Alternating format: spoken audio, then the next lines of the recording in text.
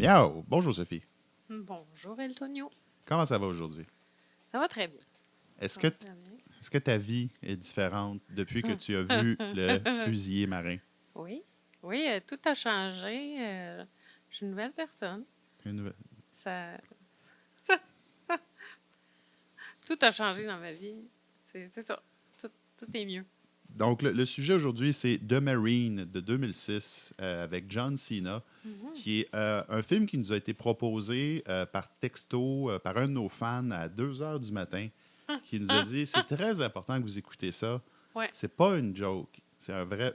Il a dit c'est pas une comédie, c'est un vrai film. Ça existe pour de vrai. Donc, The Marine, avec featuring John Cena. Oui, Parle-nous-en. ben, dans le fond, Oui. le réel, c'est John Bonito. John Bonito, qui est aussi connu pour avoir fait le film Carjack en 2011. Très connu. Donc, très c'est connu. vraiment un pseudonyme pour quelqu'un Ouais. qui ne veut pas être associé au film, mais c'est pas grave. Ouais. Dans le fond, tu sais, comme le film résumé rapidement, on va dire, c'est comme un gang de voleurs de diamants qui sont tout sauf subtils, qui kidnappent en cours de route, là, suite à un vol, la blonde de John Cena. Uh-oh. Et là, ça va pas bien pour eux autres. Là. Ils Non. viennent de signer leur arrêt de mort. Puis, c'est ça. Là, tout le film tourne autour de ça. Là. John Cena qui veut reprendre sa gadaille. Donc, dans le casting, il y a quand même des noms intéressants, dont Robert Patrick, que vous avez Oui, vu dans oui, Terminator 2, qui est Oui. le T-1000, qui est aussi Oui. dans Peacemaker avec John Cena, qui Oui. fait son papa, qui est aussi le méchant dans Double Dragon, si vous n'avez pas vu ce film-là. Il a aussi joué dans Wayne's World. Dans le fond, il a joué dans environ 166 films. Donc, c'est un acteur très connu. Quand même, ouais. La fille qui fait la blonde de John Cena, c'est Kelly Carson, que vous avez probablement vu dans Starship Trooper 2 et dans la télésérie Nip et Tuck, que j'ai aucune idée. Sinon, il y a Manu Bennett dans le rôle de Bennett, que vous avez vu peut-être dans Spartacus, mais qui joue Deathstroke dans la série Arrow. Et Drew Powell, qui fait, je ne me rappelle plus, un garde de sécurité qui joue Solomon Grundy dans la série Gotham. Un des personnages qui est intéressant, c'est qui est interprété par Anthony Ray Parker. Le gars, il s'appelle... Ah, en tout cas, c'est pas. Il joue Morgan, excuse. Lui, il joue dans La Matrice, puis dans Euphoria, oui, mais oui. il est surtout connu pour ses rôles dans les Power Rangers, Megaforce, Ultimate Team Power. Donc, The Marine est dans le fond, c'est un des premiers projets des studios de la WWE, produit par Vince McMahon, dans le fond. Et dans le fond, il suit la lignée, dans le fond, des films de WWE qui ont commencé avec le Roi Scorpion en 2002. Puis, pas mal en même temps, il y a Condemn avec Steve Austin et See No Evil avec Kane, qui sont pas mal sortis dans les mêmes années. Ouais. Fait intéressant, le rôle de John Cena était originalement supposé aller à Steve Austin. Mais c'est ça, il faisait l'autre film. Il n'a pas juste fait l'autre film, il a pris sa retraite, en retraite 2004. aussi, Donc, le rôle est allé à la dernière seconde à John Cena. Le chanceux. Pour ceux qui ne savent pas trop c'est qui, John Felix Anthony Cena Jr., dans le fond, il est né en 1977 au Massachusetts. C'est d'un père italien et d'une mère canadienne-française. Oui, c'est ça. Il y a des petites racines québécoises. Là. Et dans le fond, en 2006, c'est la plus grande superstar de lutte de tous les temps. C'est John Cena, qui est un personnage un peu controversé, parce que les connaisseurs de lutte vous diront que c'est le pire lutteur de tous les temps. Ce n'est pas le pire lutteur de tous les temps. C'est pas le meilleur non plus, mais c'était un babyface, dans le fond. C'est quelqu'un qui était tout le temps gentil, puis c'était vraiment un... Oh, il a l'air comme... Ouais. Nice guy. Là. Nice guy. Ben, c'est ça, c'était un personnage qui était vraiment... Il manquait de contraste, dans le fond. C'est juste un good... Parce que dans le fond, lui, c'était un gars de la rue, il aimait le rap. Dans le fond, c'est un peu comme ça qu'il s'est fait connaître. Il faisait du freestyling, fait que c'était un yo-yo. Il aime beaucoup les soldats. Dans le fond, dans ses shows, il fait tout le temps des saluts à la mer américaine. C'est un des plus grands collaborateurs avec Make-A-Wish Foundation, qu'il va voir les enfants malades. Tu sais, c'est comme vraiment un good guy. Apparemment, dans les vestiaires, c'est un trou de cul, mais ça c'est une autre histoire, on ne le sait pas. Puis, dans le fond, ce film-là a lancé sa carrière cinématographique. Avant ça, il avait fait quelques autres films. Il était comme plus figurant dans Ready to Rumble avec David Arquette. Il est vraiment sur la liste aussi à écouter, mais ça, j'attends de le pogner version doublée français québécois. Fait que à tout notre public ici, notre grand public qui nous écoute, si jamais Ben quelqu'un a cette version-là, cachée, quelque On- part chez eux, on la désire. on la désire fortement. S'il vous plaît. Ouais, continue, excuse-moi. Là. Ah non, mais c'est correct. Ready to Rumble. Ready to avant, Rumble. puis, Puis il a fait le papa de Fred dans les films de Fred, que je vous conseille absolument pas de regarder. Puis c'était quoi là, l'autre film ce qu'il joue avec. Ah, d'accord. C'est ça. Ouais, non, je sais plus. C'est ça. Là. C'est ça. Fait que ça l'a lancé sa carrière un peu au cinéma. C'est ça qui lui a permis d'évoluer. Son premier gros comme, film, vedette, là, tu sais. Exactement. Donc, c'est ça. Fait que avec le crew, c'est pas mal ça. Ceux qui ont écrit le film, dans le fond, il y a Michel Gallagher qui a 3 films dans son IMDb et Alan McElroy, que lui, il y en a quand même 80 cucs, là. Lui a écrit, c'est le gars qui a écrit tous les Wrong Turns et les Vampire Diaries. Et c'est aussi le gars qui a écrit Michael Myers contre Jason. Et ça, c'est étrange. Ça a prochain l'air une genre de... C'est très homemade. Ils ont quand même réutilisé, je veux dire, les personnages de la franchise de Jason puis de Michael Myers. D'accord. Ça sera une discussion pour un autre podcast. Tellement cheap. Oui. Ouais, en tout cas. Ben là, en tout cas, bref. Fait que ce film-là, dans le fond, a été tourné en Australie et certaines scènes ont été tournées au Canada. Au Canada, à Edmonton, c'est ça qu'on avait dit? Calgary, je m'excuse. Je sais plus. Ouais, c'est ça. OK.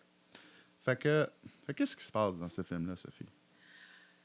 Bon, ben, John Cena, c'est un Marine, hein? Puis là, on le voit dans sa dernière action militaire, on va dire, là, en Afghanistan. En Irak? En Irak, je pense. Ben, c'est en Afghanistan, mais il y a des footage de Rambo 3, dans le fond, qui sont... on a remarqué qu'il y a des petites erreurs de cohérence parce qu'il y a des drapeaux de l'URSS, mais dans le fond, il est en Afghanistan. C'est contre les talibans, ils veulent exécuter des otages. Puis là, il y a John Cena qui va désobéir à un ordre direct. Il désobéit les ordres. Puis là, il fout la merde, ça, du gun, paf, paf, paf, paf, paf, paf. Mais il sauve tous ses amis, mais ça lui coûte quand même son emploi. Il se fait licencier à son retour. On remarque aussi... on remarque le clin d'œil à Reb Brown, où est-ce qu'il hurle en tirant de la mitraillette. Donc, c'était très... hommage à ces personnages-là. Avec son petit make-up dans la face de des lignes, genre camouflage. Il y avait quelqu'un sur Internet qui avait pointé, il y a un make-up de camouflage de jungle, mais il est dans le désert. Dans le désert. Fait que c'est pas grave, il a le droit. De toute façon, c'est... En tout cas, suite à ça, c'est ça. Il perd son emploi, puis le pauvre... Il se cherche un nouvel emploi. Il est vraiment désemparé, là. C'est ça. Il veut un nouvel emploi parce qu'il n'est pas capable de se pogner le bain chez eux. Même si, genre, sa blonde veut fucking fourrer avec lui, là. Oui. Non, lui, il n'a pas envie de ça. Il a le goût de devenir gardien de sécurité. Fait qu'il devient gardien de sécurité. Finalement, il trouve ça quand même plate. Il pitch un gars par la fenêtre dans sa première journée. Fait qu'il se fait renvoyer. C'est ça. Fait que là, il part en vacances avec sa blonde. Il fait l'erreur fatale de... dire qu'il n'a pas envie d'aller à la plage. Oui. Il va croiser les vilains voleurs. Est-ce que tu peux nous parler un peu de ce fameux vol de diamants-là que... oh mon Dieu. Dans le fond, ils sont comme une grosse gang là, pour faire un vol de diamants. Ça a l'air d'être organisé pas mal à l'avance. Puis là, dans le fond, quand Robert Patrick il rentre dans le commerce de diamants, sa gang est déjà là, mais on ne le sait pas. Oui. Ils sont comme acteurs, sont clients. C'est busy, là, comme magasin de bijoux. Là, c'est occupé en tabarnak. Puis là, ils font le coup, puis ils tuent du monde. Non. Mais c'est parce qu'ils tuent un de leurs collaborateurs, dans le fond, qui était infiltré. Parce mais qui travaillait là. Oui, c'est ça. Ce qui, à la limite, est une chose à faire si tu ne veux pas être dénoncé. Sauf que là, le problème, c'est que la police, elle arrive. Fait que là, Robert Patrick décide de tirer sa police avec sa mitraillette en pleine rue. Là, pas de masque, gars, pas rien. Il fait sauter le char de police. Sauter mais le char genre, de police. sauter... Le avec char vole de 4 étages. Ça n'a pas de sens. Puis, bon, ils s'en vont poète, comme ça.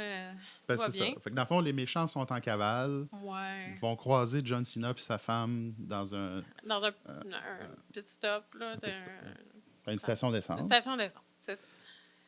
Puis, Ils vont ils vont encore tuer des polices, là, tuer parce d'autres, que la ouais. police Ils peuvent pas s'en s'intéressait empêcher. Ouais. à un sticker sur leur char. Là. Ouais. Ça, Le c'est sticker de weird. Las Vegas. Ça Ouais, c'est ça. n'a aucun sens. Là. Ils tuent tout le monde, tout le temps, parce que... Ben, il n'y a aucun Ils sont sens de la sévères. retenue. Ils sont vraiment... Mais tu sais, en même temps, ils ont de l'air full relax. Ouais, Tu sais, comme c'est ça, ils sont ouais. full... c'est pas grave, on monte notre face partout, tu sais, on est en cavale, mais on prend ça relax. Mais en même temps, dès qu'ils croisent du monde, ils tuent. Ils se tuent entre eux. Genre, ça n'a pas de sens, là. C'est les vilains les moins bien organisés. Ben, justement, là, on arrive à la portion du film où est-ce qu'il y a une similarité avec un autre film qu'on a fait un podcast auparavant de Jean-Claude Van Damme, qui est Hard Target. Hard Target. Dans le fond, c'est que dans Hard Target, Jean-Claude Van Damme se fait poursuivre par les méchants dans le bayou. Ouais. Mais là, c'est John Cena qui va poursuivre les méchants dans le bayou. On est supposé être en Caroline du Nord. Du Sud. Caroline du Sud, mais c'est en Australie. Mais en tout cas, ils ont trouvé un espèce de swamp. Sauf que la différence, c'est ça, c'est que les méchants, au lieu de s'organiser, mettons, pour faire des pièges ou pour semer, ils vont juste s'entretuer tranquillement, pas vite. Fait que John Cena, il n'a même pas besoin de travailler. Ils vont manger eux-mêmes par les crocodiles. Oui, c'est ça. Ils sont vraiment totons. Ils sont vraiment totons, ils s'engueulent, ils attirent l'attention de la police en tirant du gun. Ouais. Ils n'arrêtent plus, là. Ils n'arrêtent plus. C'est les meilleurs. Puis c'est vrai, ils repèrent un shack. Tu sais, on arrive là, mettons, ils repèrent un shack. Ils font, oh non, la police est en train de fouiller le shack. On va juste attendre que la police parte. Puis on va rentrer dans le shack, allumer toutes les lumières, la musique, se prendre une petite bière, relax, puis on va attendre là. Puis c'est ça, tu sais. Puis justement, là, c'est une des scènes les plus bizarres du film, c'est que le personnage qui est interprété par Anthony Ray Parker, dans le fond, plus tôt dans le film, il y avait une petite scène où il fallait qu'il choisisse une voiture pour l'échappatoire. Puis là, il a juste mentionné le fait qu'il n'aimait pas les bonbons durs. Puis là, on fait comme qu'il n'aime pas les bonbons durs. Il y a peut-être une référence qu'on ne comprend pas. Et plus tard dans le film, c'est qu'on apprend que il n'aime pas les bonbons durs parce que quand il était jeune, il s'est fait abuser par un guide de camp de jour qui lui avait offert des bonbons durs. Fait que c'est comme une espèce d'histoire. Ça m'a fait penser, tout de suite, j'ai pensé à l'histoire dans Gremlin, dans le fond, quand la fille parle de son père qui se déguisait au Père Noël, qui se casse le cou dans la cheminée. Tu sais, c'est vraiment comme out of fucking nowhere. Ça n'aide pas à l'histoire, c'est juste comme... Puis le pire, c'est qu'eux, ils voient ça comme un peu un comic relief. Là. C'est qu'après ça, Robert Patrick va faire des jokes de camp de jour, puis tu sais, ça mène nulle part. Puis il raconte cette histoire-là, puis il se fait littéralement tuer 5 minutes plus tard. Fait que c'est comme un attachement sentimental au gars. C'est comme ça. Il essaie de donner une profondeur à ce personnage-là. C'est le seul des personnages de la gang qui a un backstory, parce que là, dans le fond, la gang, j'ai nommé comme 4-5 noms, mais ils sont genre 8. Il y en a un qui se fait tuer pour aucune raison, puis les autres, c'est ça, ils ont comme juste une couple de lignes de dialogue, puis c'est pas grave, c'est des méchants, ils meurent. Dans le fond, c'est ça. Fait que John Cena finit par retrouver les méchants. Il va subtilement les tuer un par un en défonçant un mur, en hurlant. C'est ça, genre, ça fait full de bruit. Il est supposé comme faire ça subtil à l'extérieur du shack pour pas que les autres s'en rendent compte. Puis heureusement qu'il y avait un gros jukebox dans le shack, peut-être, là, parce qu'ils n'entendent rien, puis ils se doutent de rien. Tout le monde se fait péter la gueule à l'extérieur, puis le shack finit par exploser. Oui, c'est vrai, les explosions dans ce film-là. Parce que là, le char de police explose, la station d'essence explose, le shack explose. Puis c'est des explosions. Le char, quand John Cena, son char tombe dans la rivière, il explose dans les airs, puis il se sert de l'explosion pour se propulser. Tout explose. Plonger suavement dans l'eau. Puis, justement, on parlait de ça, justement, le rôle... à la fin, la grosse grange. La grosse grange explose, c'est vrai. Parce que quand on parlait, le personnage de John Triton, originalement, était supposé être interprété par Stone Cold Steve Austin. Et ceux qui connaissent un peu la lutte, Stone Cold Steve Austin a les jambes pétées bien raides. Ce gars-là, il n'est pas capable de marcher. Il a plus de genoux, puis on lui aurait demandé de courir avec des explosions. C'est ça, la moitié du film, c'est genre John Cena qui court seul dans le bois. Puis là, je vais rattraper ma blonde. Oui. Je vais rattraper ma blonde. Oui, parce que c'est ça aussi qui est intéressant, c'est qu'il n'y a pas tant de scènes de bataille. Puis aussi, intéressant, tu sais, quand on mentionnait John Cena, c'est pas le meilleur des lutteurs. John Cena, c'est un homme extrêmement physiquement fort. Oui, il a l'air fort, puis il est capable de faire dans Peacemaker, les scènes de bataille, ils mettent beaucoup en valeur, dans le fond, ses qualités d'homme fort. Il défonce des murs, il pitche du monde. tord des tiges de métal pour sauver sa blonde. Oui, c'est vrai. Sauf que dans ce film-là, tu vois que les scènes de combat n'ont pas été chorégraphiées en fonction de ses attributs. Il défonce un mur, mais le reste des combats, c'est qu'il se crise des coups de poing sur la gueule. Fait que c'est un peu malheureux parce que tu vois qu'ils n'ont pas réussi à préparer, mettre en valeur un peu ses qualités de. Parce que si on compare. C'est mal filmé aussi, les combats. Je veux dire, la caméra est trop proche, on comprend mal les actions qui se déroulent. Je veux dire, on a écouté quelques scènes en rafale des suites, là, des Marines, parce que ça va jusqu'à 6. Puis c'est peut-être un projet d'écouter toutes les autres films. Peut-être pas toutes. Moi, le 6, parce que je m'excuse, mais dans le Marine 6, il y a Shawn Michaels. Et ça, pour ceux qui ne savent pas c'est qui Shawn Michaels, c'est le meilleur lutteur de tous les temps. Si vous voulez voir, faites juste cliquer Shawn Michaels, kick le monde d'en face sur YouTube. Non, il est cool, là, Shawn Michaels. Fait que, c'est pour ça. Là, peut-être on va écouter il n'est pas cool. C'est un personnage très controversé aussi, mais il est bon.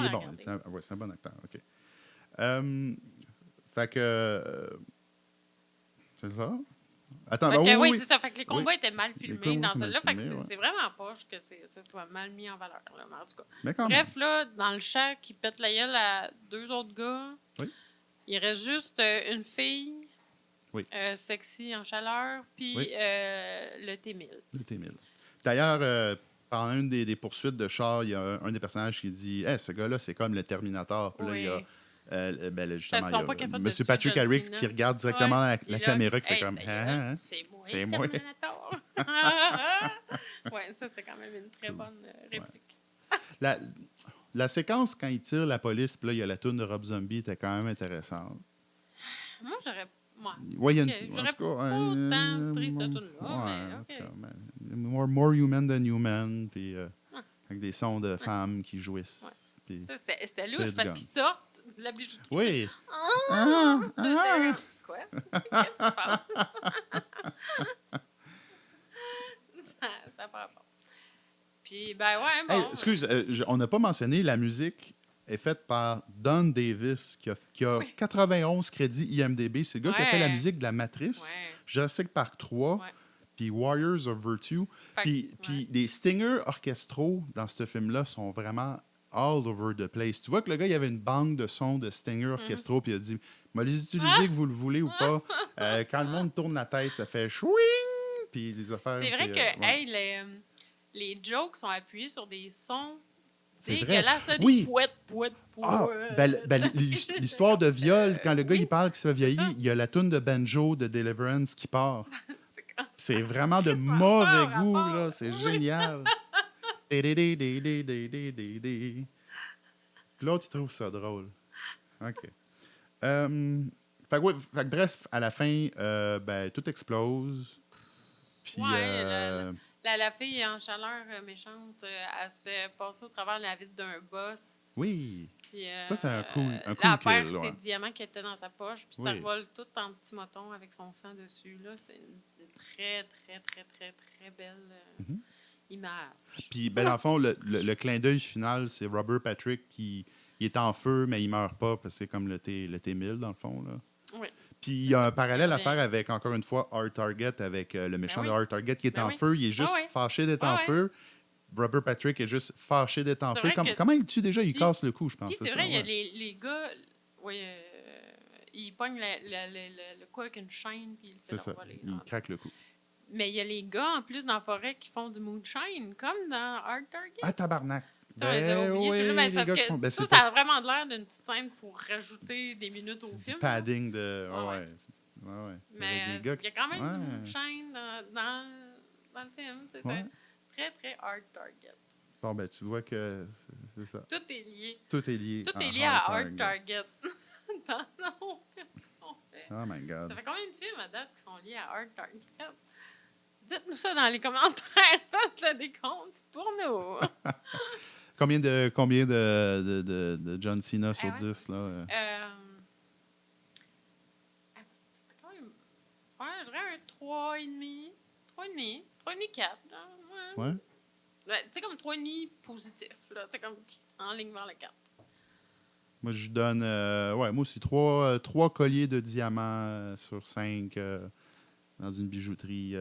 Ouais, c'est ça. Si jamais vous faisiez des vols de bijouterie, c'est ça. Écoutez pas, faites pas ça comme dans ce film-là. Faites pas ça. C'est tout quoi ne pas faire dans un vol de bijouterie de A à Z. Au pire, le vol de bijoux dans la bijouterie, quand tu es entre les murs de la bijouterie, pas si pire. Ça va. Ouais. Comme, dès qu'ils mettent les pieds dehors, ça va plus. Ouais. Tu sais, comme, engagez pas, c'est des dégénérés, Des genre, ouais. super... Amenez pas un lance-missile dans un vol de bijouterie. D'habitude, c'est pas bon. Non, c'est ça. Non. Ils sont tous sur le bord de péter une coche. Oui. Ils tirent le monde pour rien. Faut pas faire... C'est des alliés de ce monde-là. Là. Ils n'ont aucun déguisement. Ils sont en chemise bleue, flash dans la forêt. Ouais, c'est genre, vrai. pour pas se faire repérer. Ben oui. Ça a quasiment pas de sens, là. Ouais. En OK. tout cas. C'est ça.